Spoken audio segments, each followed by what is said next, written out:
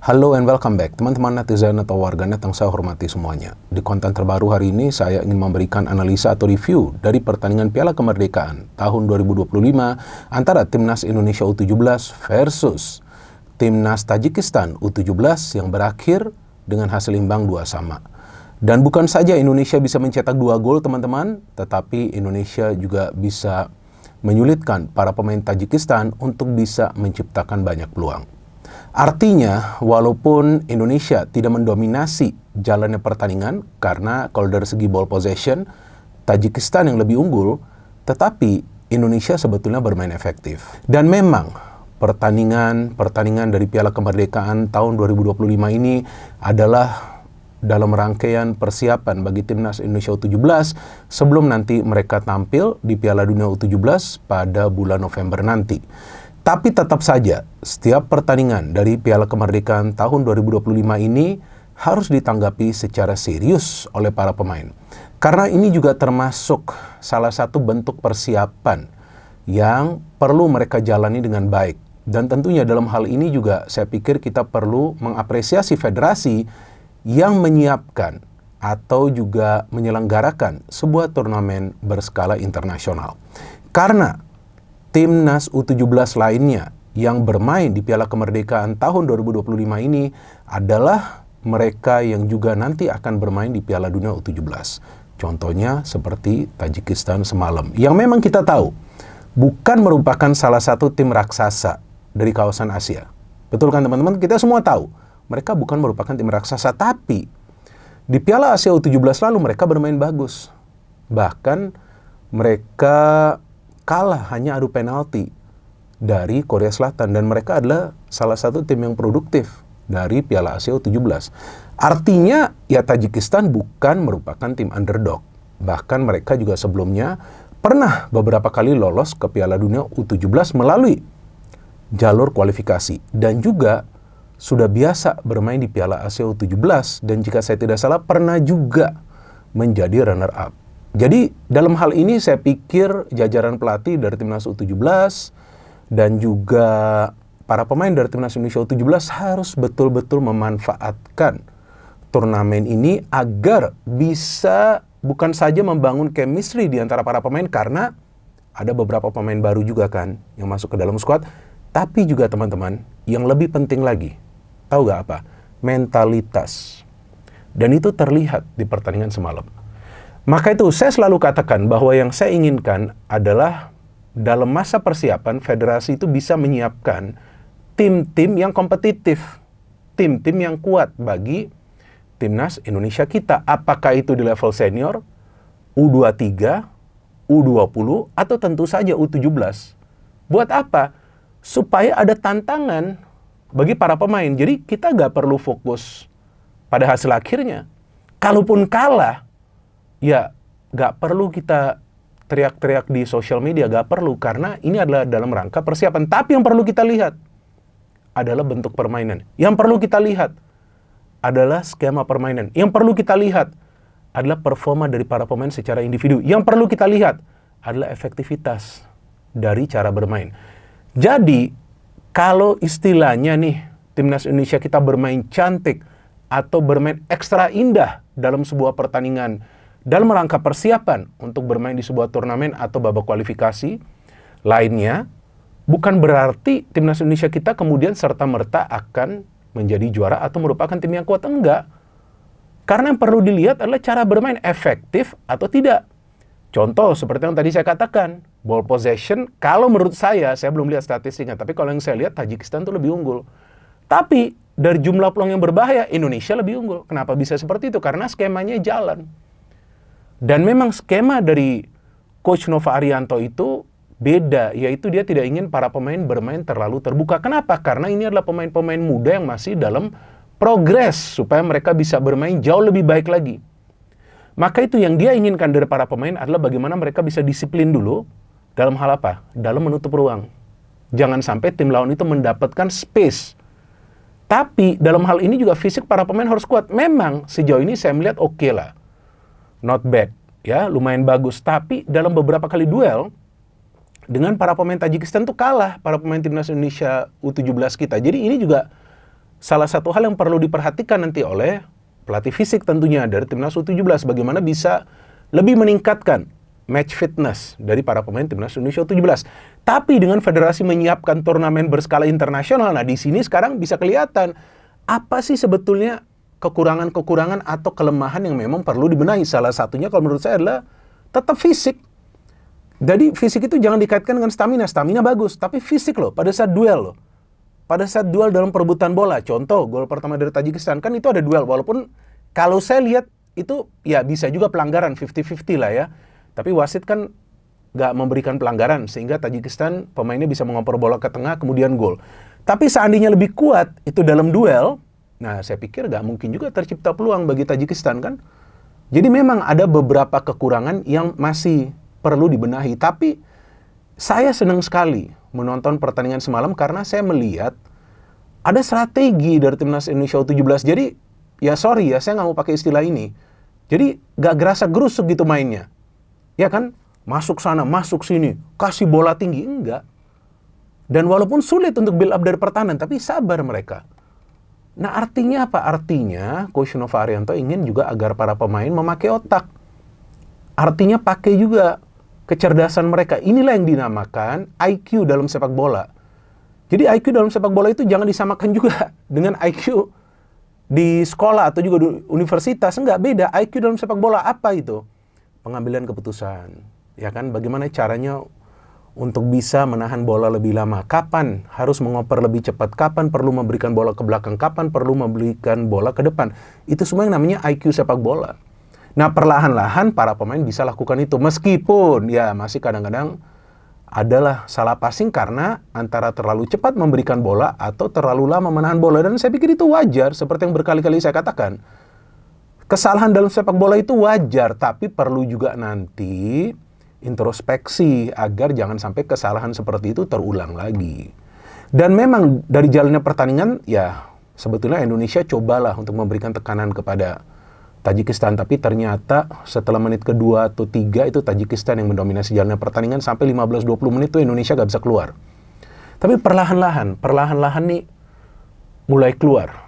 Artinya mereka bisa keluar dari tekanan dan akhirnya bisa tercipta gol. Dan golnya kan juga bukan gol yang asal.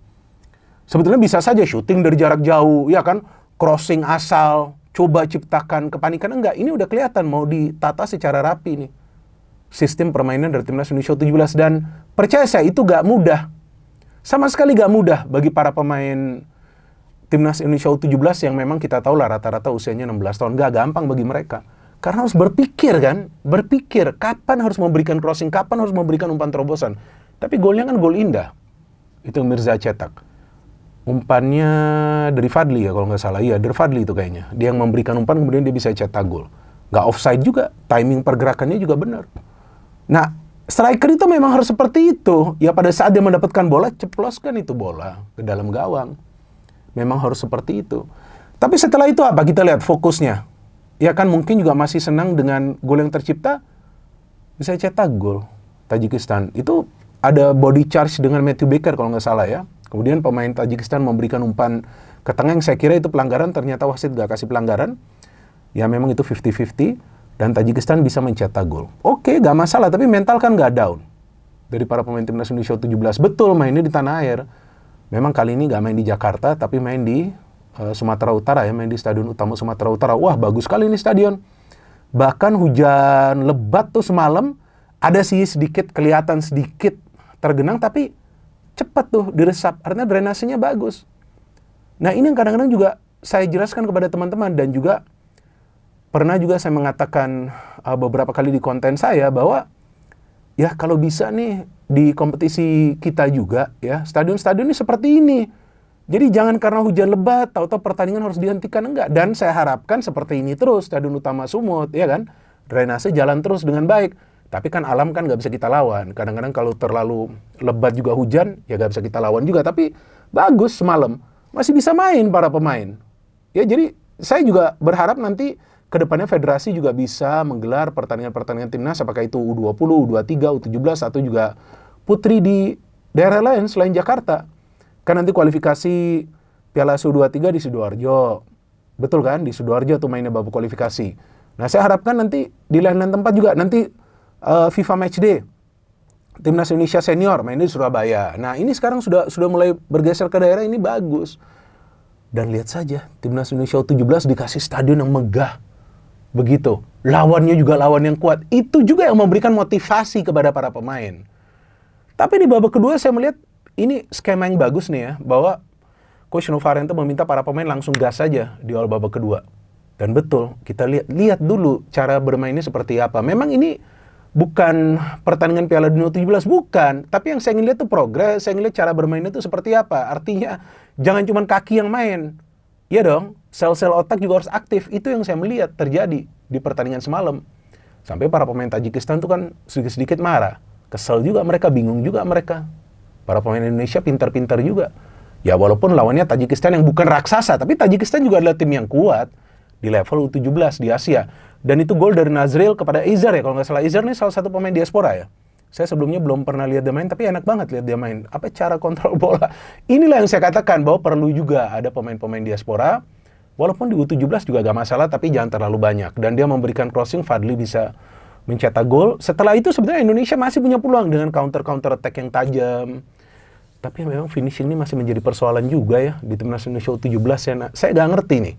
U23 juga sebelumnya mainnya sudah mendominasi, gak bisa cetak gol. Kadang-kadang senior juga mainnya sudah oke, cetak golnya cuma 1. Ini berat juga nih. Ini artinya nih di kompetisi kita harus lebih banyak striker nih, yang harus diorbitkan yang lokal.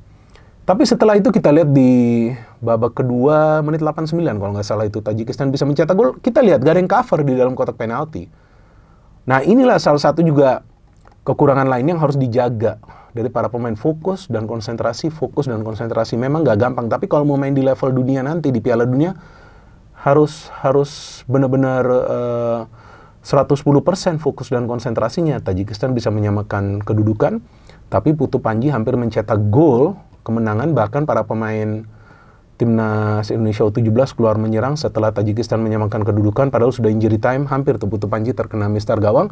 Jadi yang kita pelajari dari pertandingan semalam, yang pertama adalah lawan yang disiapkan oleh Federasi di Piala Kemerdekaan tahun 2025 ini bukan lawan-lawan yang lemah, karena yang main adalah Tajikistan, salah satu tim yang tengah berkembang dan juga punya rekam jejak yang impresif di level Asia dan juga level dunia di level U17 ya.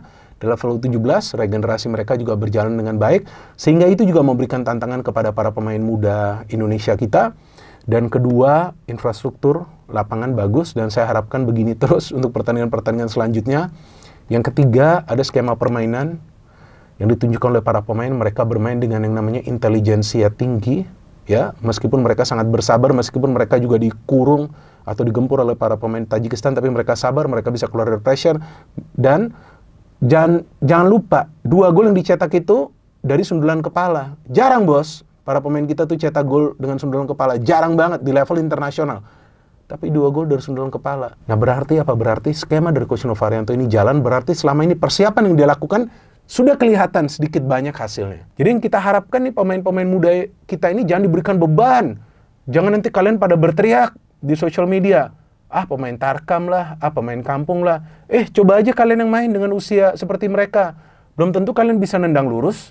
Ya kan, belum tentu kalian bisa umpan dengan baik. Jadi kita juga harus menjaga sikap kita di sosial media. Kalau mau kritik, silakan kita kritik. Gak ada masalah kok. Siapa yang melarang kita kritik? Tapi kalau kritikannya dengan hujatan, apalagi nanti memfitnah, ya pasti kalian salah. Ya kan? Gak ada yang benar dengan hal seperti itu. Tapi anyway, kita tunggu nanti pertandingan kedua melawan Uzbekistan. Nah, saya nggak tahu nih tim Uzbekistan utama atau enggak, karena lawan Mali itu nggak bisa main mereka. Saya kebetulan nonton. Mali memang tim kuat, karena Mali itu kan adalah runner up dari Piala Afrika U17. Nah, saya nggak tahu nih Uzbekistan ini tim yang utama nggak sih? Nggak bisa main loh lawan Mali. Nggak bisa main, padahal Uzbekistan ini kan juara dari Piala Asia U17. Nggak bisa main. 60 menit udah 5-0. Lari aja kalah dari para pemain Mali ya, tapi mau ini tim yang sama atau tim yang tidak sama, tapi Uzbekistan juga regenerasinya pesat. Sama seperti Tajikistan kan pecahan Uni Soviet, dan mereka juga adalah tim yang tengah berkembang. Bahkan yang level senior saja sudah lolos ke Piala Dunia. Jadi teman-teman, kita tunggu pertandingan kedua nanti lawan Uzbekistan, tetap mendukung Garuda Muda, atau sebutannya lebih keren lagi Garuda Boys. Ya kan, Garuda Boys. Dan kita harapkan, yang saya benar-benar harapkan jujur nih teman-teman, saya ingin melihat skemanya jalan, para pemain bermain dengan sebuah strategi atau taktis untuk bisa menyulitkan para pemain tim lawan. Hasil akhir itu nomor 2, yang saya ingin lihat bagaimana cara mereka bermain agar nanti progresnya terus berkembang sebelum nanti bermain di Piala Dunia pada bulan November. No hit, no politics, only football. Salam sepak bola.